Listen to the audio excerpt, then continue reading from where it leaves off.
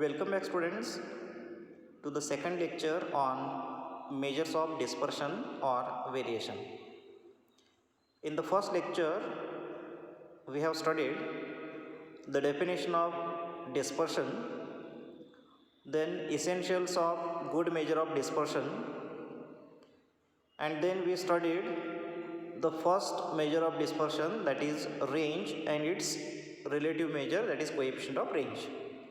Also we have solved the examples on range and its coefficient of range. Today we are going to study quartile deviation, or which is also called as semi-interquartile range. Symbolically, if Q1 is the lower quartile, or which is also called as first quartile, and Q3 is upper quartile or third quartile, then interquartile range is Q3 minus Q1, that is third quartile minus first quartile. Then we have the quartile deviation. Quartile deviation is defined as half of the interquartile range. Quartile deviation is defined as half of the interquartile range, and it is denoted by QD. That is, quartile deviation QD is equal to Q3 minus Q1 divided by 2. Then the relative measure of quartile deviation. The relative measure of quartile deviation is known as coefficient of quartile deviation, and it can be given as coefficient of quartile deviation is equal to Q3 minus Q1 divided by Q3 plus Q1. That is the difference between upper quartile and lower quartile divided by sum of upper quartile and lower quartile. Here we have to note that calculation of Q1 and Q3 will be done as discussed under the topic of quartiles in the partition values. In the 5th unit only, measures of analysis of univariate data, you are going to study the partition values, and under that partition values we are going to study the calculation of quartiles Q1, Q2, Q3. The same calculation here also we are using for quartile deviation. Now we will see some merits of quartile deviation. Quartile deviation is easy to understand and simple to calculate. It is easy to understand and simple to calculate. It is not affected by extreme values, because here quartiles Q1 and Q3 are based on few middle values, 75% observations in the middle.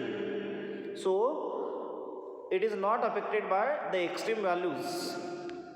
Then it can be easily calculated for open-end distributions, because quartiles are not based on the entire data. Then we have some demerits of quartile deviation. The first demerit is it is not based on all the observations.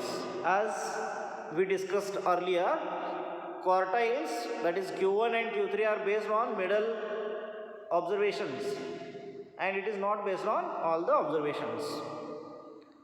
So that is the demerit. One more demerit is it is not capable for further mathematical treatment. Quartile deviations are not useful for further mathematical treatment or further statistical analysis. Then we will see the example on quartile deviation. The first example is calculate interquartile range and semi-interquartile range for the following data. And here we have data 11, 15, 16, 9, 14, 19, 10, 12, 8, 17, 20, 23 and 22. So these observations are given, and we have to find interquartile range and semi-interquartile range. Means we have to find first quartile and third quartile, Q1 and Q3 we have to find.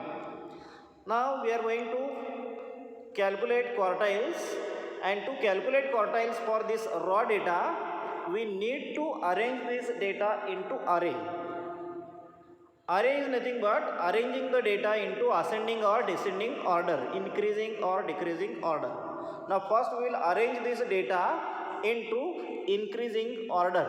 and after arranging the data into increasing order, we will get the order like 8, 9, 10, 11, 12, 14, 15, 16, 17, 19, 20, 22 and 23. Now if we count these number of observations, then we will get 13 number of observations. That is, here n is equal to 13. Now we have the formula for raw data to calculate Q1, that is first quartile. That is, Q1 is equal to n plus 1 divided by fourth value in the array. Here n is equal to 13, 13 number of observations are there. Therefore, 13 plus 1 divided by fourth value in the array. 13 plus 1 is 14. So 14 divided by fourth value in the array. If you calculate 14 by 4, then you will get 3.5th value in the array. 3.5th value in the array. Now this 3.5th we can split like this. That is third value plus remaining, this is 0.5. So 0.5 into fourth value minus third value in the array. In general it is 3.5 will be in between third value and fourth value. So 3.5 can be split like third value plus remaining 0.5 into fourth value minus third value in the array. Now if we check the array, then third value is 10.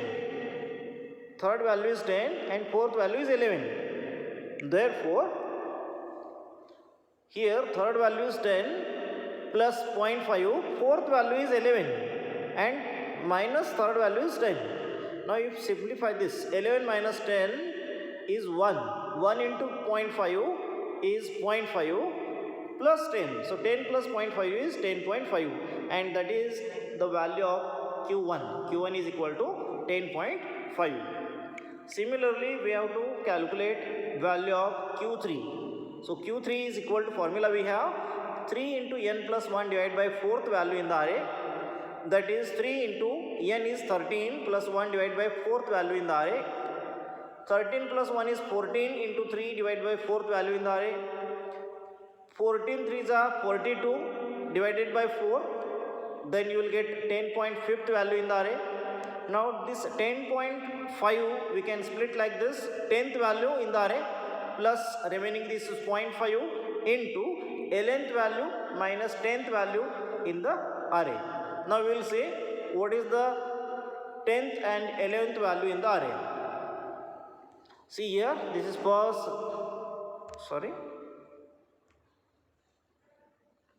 this is first, second, third, fourth, fifth, sixth, seventh, eighth, ninth.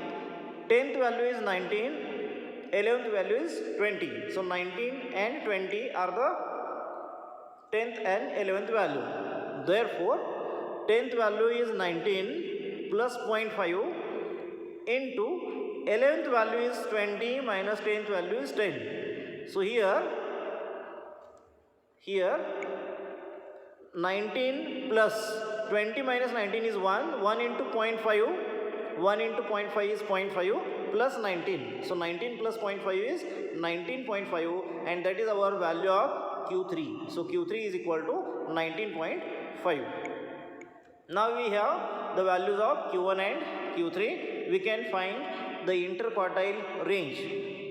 Our Q1 value is 10.5, Q3 value is 19.5. So Q3 minus Q1, interquartile range is Q3 minus Q1, that is 19.5 minus 10.5. 19.5 minus 10.5 will be 9. So interquartile range is 9. Similarly, we can find semi-interquartile range, that is quartile deviation itself, and the formula is Q3 minus Q1 divided by 2. Q3 is 19.5 minus Q1 is 10.5 divided by 2. 19.5 minus 10.5 is 9. So 9 divided by 2 and 9 divided by 2 is 4.5. So we have semi-interquartile range or quartile deviation is equal to 4.5. Now let's see another example on this quartile deviation.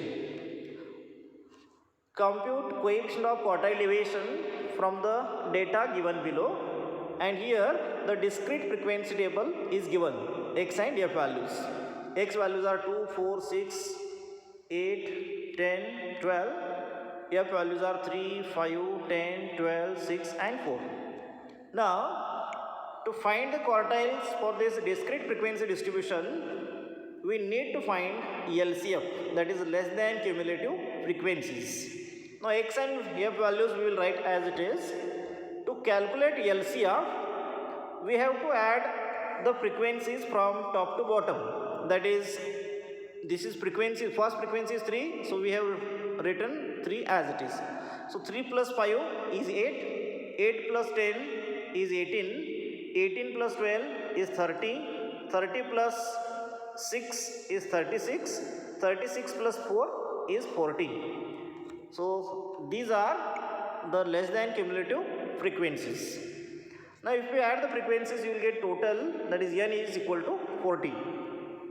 Now we have the first quartile Q1 formula is the value of x corresponding to the LCF, which is just greater than equal to capital N plus 1 divided by 4. The value of x corresponding to LCF, which is just greater than or equal to n plus 1 divided by 4, that is value of Q1, which is equal to the value of x corresponding to LCF, which is just greater than or equal to n. N is 40 plus 1 divided by 4. Now simplify further. Therefore Q1 is the value of x corresponding to the LCF just greater than equal to 10.5. Now we will find the value of x for LCF just greater than equal to 10.5. We will check LCF just greater than equal to 10.5. Now LCF just greater than equal to 10.5 is 18. LCF which is just greater than equal to 10.5 is 18, corresponding to the value of x, 6. Therefore the value of Q1 is equal to 6. Value of Q1 is equal to 6. Similarly, we can write the formula to calculate Q3. Here Q3 is the value of x corresponding to the LCF, which is just greater than equal to 3 into n plus 1 divided by 4, which is equal to the value of x corresponding to LCF, which is just greater than or equal to 3 into n is 40 plus 1 divided by 4. Now 40 plus 1 is 41 into 3 divided by 4, and that is nothing but the value of x corresponding to LCF, which is just greater than or equal to 123 divided by 4, which is equal to the value of x corresponding to LCF, which is just greater than or equal to 30.75. Now we will find the LCF, which is just greater than or equal to 30.75.